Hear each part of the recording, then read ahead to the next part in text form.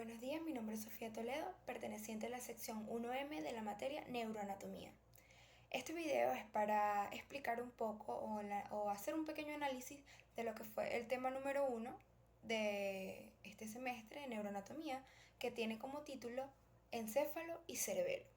Pero antes de sucumbirnos en este tema, tenemos que entender otros términos, otros sistemas para poder entenderlo mejor. Entre esos, ¿qué es el sistema nervioso? El sistema nervioso es una red entrelazada que forma un 3% aproximadamente del peso corporal, dependiendo de la persona. Está dividido en dos, sistema nervioso periférico y sistema nervioso central.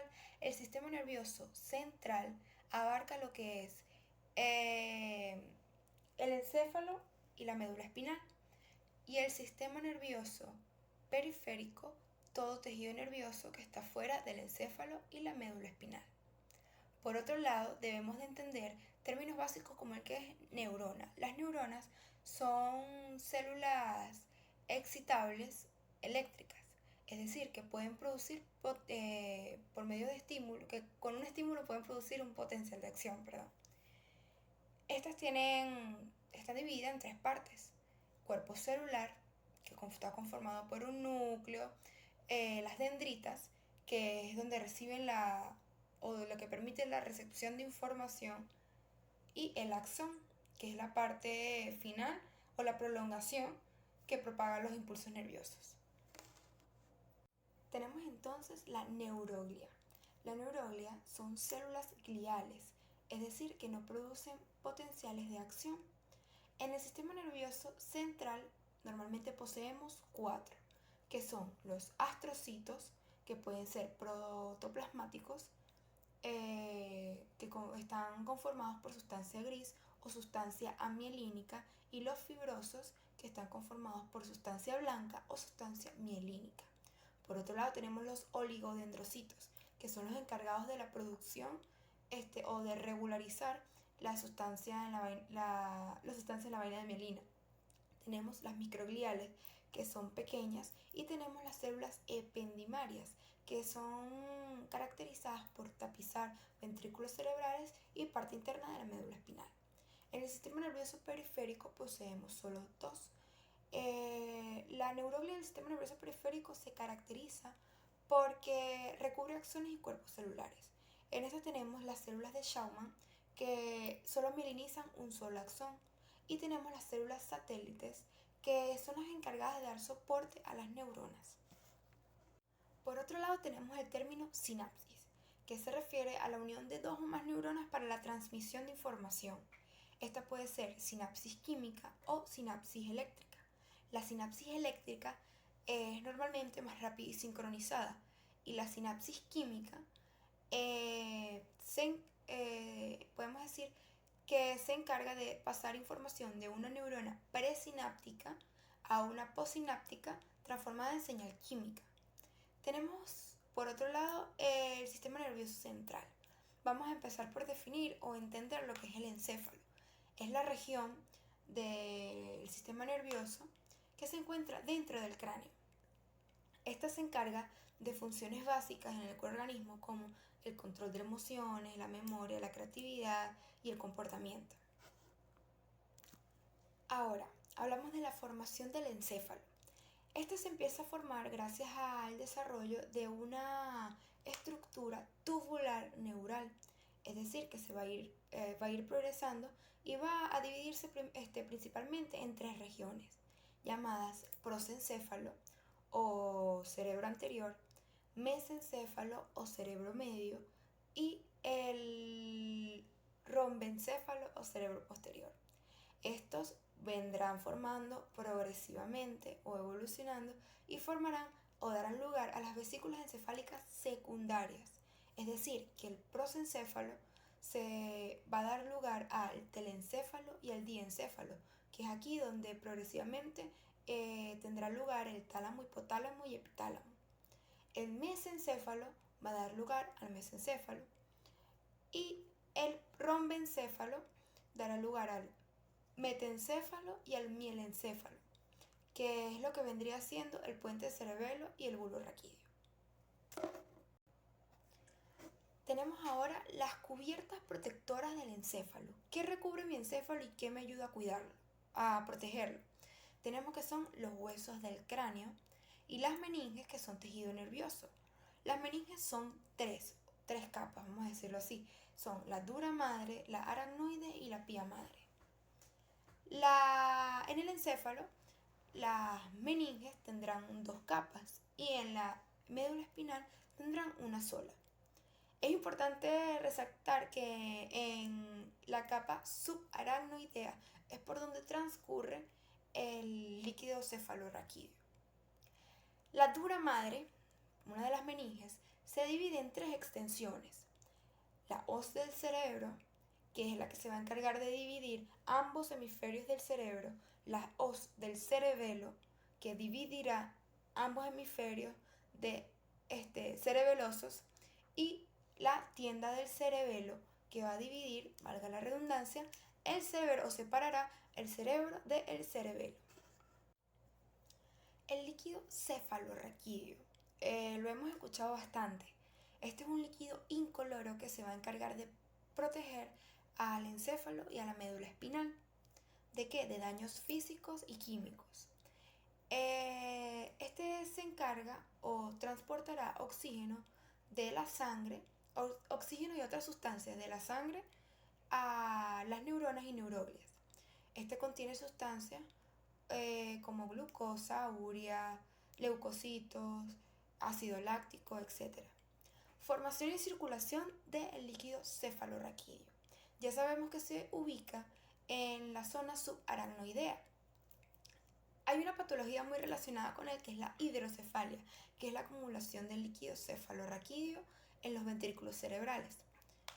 Tenemos entonces que los llamados plexos coroideos, que son especies de glándulas que formarán el líquido cefalorraquídeo gracias a las células ependimarias del sistema nervioso central.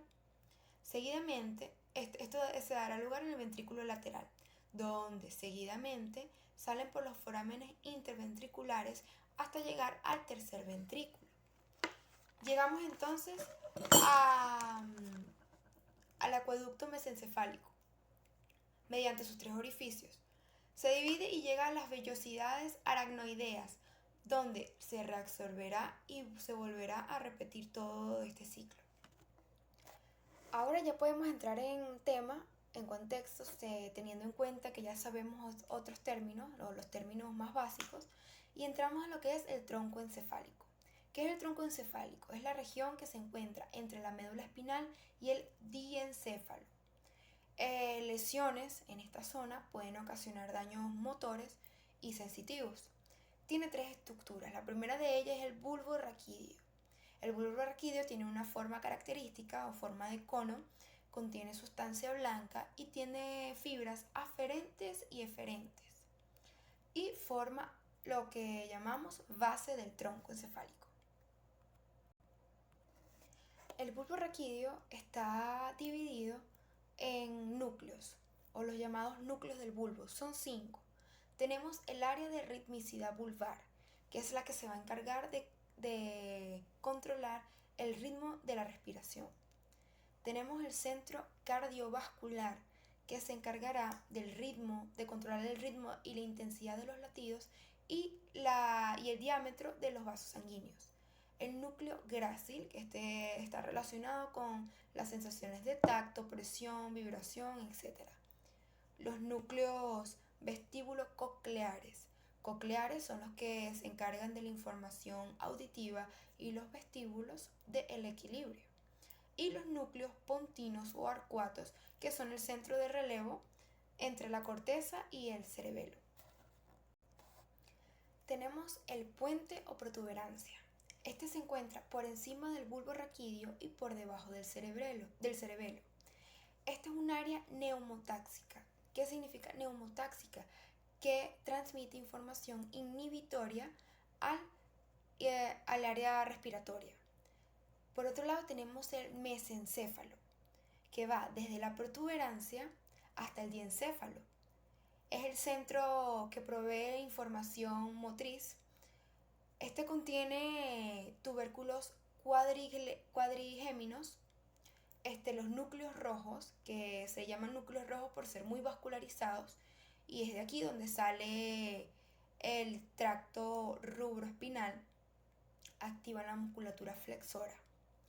Tenemos la sustancia negra, que está compuesta por neuronas dopamínicas, modula el movimiento subconsciente. Tenemos la formación o sustancia reticular, que es una red continua de células que cubre todas las estructuras del sistema nervioso central. El cerebelo. El cerebelo forma parte del romboencéfalo. Tiene un 50% de neuronas encefálicas, o sea, contiene bastante información. Está separado del cerebro por la fisura transversa profunda y la tienda del cerebelo. Está dividido en lóbulos y lobulillos. Los lóbulos del cerebelo son el lóbulo anterior y el medio, que se encargarán de controlar de los controles musculares involuntarios, y los lóbulos flóculo-nodulares, que contribuyen al equilibrio, la propiocepción, tono muscular, etc. Los lobulillos del cerebro. Tenemos los centrales, que son la língula, el lobulillo central, y culmen, que pertenecerán al lóbulo anterior. Los lobulillos laterales del lóbulo anterior son las alas y el lobulillo cuadrangular. Tenemos también los lobulillos laterales del lóbulo medio, que son el lóbulo simple, el semilunar superior, semilunar inferior, el digástrico y la amígdala. Los lobulillos del lóbulo flóculo-nodular es el lobulillo flóculo. Ahora vamos con las capas del cerebelo. Son 3 capas. La capa molecular, que es abundante en células estrelladas y cesta, la capa de Purkinje, que es abundante en células de Purkinje, y la capa granulosa, que tiene abundancia en células de Golgi y granulosas. Tenemos ahora los núcleos del cerebelo. El núcleo de fastigio se encuentra en la zona central. Tenemos también el núcleo globoso y el emboliforme, que estos pueden unirse y compartir o apoyarse en algunas funciones. Y tenemos el núcleo dentado. Tenemos 3 tipos de cerebelo. Tenemos el vestíbulo cerebelo, que lo podemos ver o comprende lo que es el núcleo flóculo-nodular. Este ayuda a la postura, a la marcha, al equilibrio, a movimientos oculares. Tenemos el espinocerebelo, que lo podemos ver en la corteza de Vermis. Interviene también en la postura, en el equilibrio, en algunos movimientos de locomoción voluntaria. Y la lesión de esta zona puede ocasionar la ataxia, o coloquialmente conocida como descoordinación. Y el cerebro-cerebelo, que lo podemos ver en el núcleo dentado, analiza e interpreta o estima los errores. Tenemos los pedúsculos cerebelosos. Son 3, superior, medio e inferior. Los superiores son como la entrada y salida por donde entra la información hacia el cerebelo. El medio conecta el cerebelo al núcleo rojo del tálamo, y el inferior se encargará de conectar el cerebelo con las olivas del bulbo raquídeo. Ahora nos preguntaremos cómo es el mecanismo de entrada de información hacia el cerebelo. Pues tenemos 2 fibras, que son las fibras trepadoras y las musgosas. Progresivamente estas fibras se prolongarán y se propagarán células de Purkinje, que llegarán a los núcleos cerebelosos. Esto, por mi parte, fue mi análisis o lo que yo entendí de la clase del objetivo número 1 de neuroanatomía.